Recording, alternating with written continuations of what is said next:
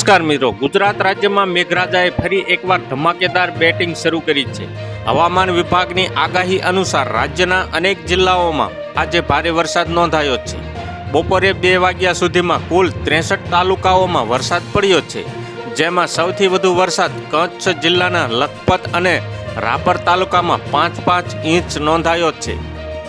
કચ્છના લખપત અને રાપરમાં સૌથી વધુ 5 ઇંચ, ગાંધીધામ અને ભચાઉમાં 3.5 ઇંચ, નખત્રાણામાં 3 ઇંચ, ભુજમાં 3.25 ઇંચ, અંજારમાં 2.5 ઇંચ, અબડાસામાં 1.5 ઇંચ અને માંડવી મુદ્રામાં 1 ઇંચ વરસાદ પડ્યો છે।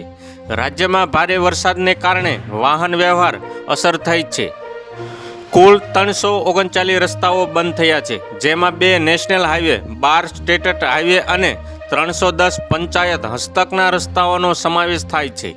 આ ઉપરાંત વલસાડમાં 40, મહીસાગરમાં 39, નવસારીમાં 33 અને તાપી સુરતમાં 28 રસ્તાઓ બંધ થયા છે। સાબરકાંઠાના હિંમતનગર ધનસુરા સ્ટેટ હાઈવે પર પણ પાણી ભરાયા। હવામાન વિભાગે જણાવ્યું છે કે આગામી 2 દિવસ સુધી કચ્છમાં હજુ પણ ભારે વરસાદ ચાલુ રહેશે। તો આ અન્ય વિસ્તારોમાં વરસાદનું પ્રમાણ ધીમે ધીમે ઘટશે। આજે કચ્છ, બનાસકાંઠા, પાટણ, મોરબી, જામનગર, ગીર સોમનાથ, દેવભૂમિ દ્વારકા, રાજકોટ, સુરેન્દ્રનગર અને પોરબંદરમાં ભારે વરસાદની સંભાવના છે, જ્યારે અમદાવાદ, ખેડા, આણંદ, પંચમહાલ, વડોદરા, વલસાડ, તાપી, ગાંધીનગર, અરવલ્લી, દાહોદ, નર્મદા અને સુરત જેવા જિલ્લાઓમાં વરસાદનું જોર ઓછું રહેશે।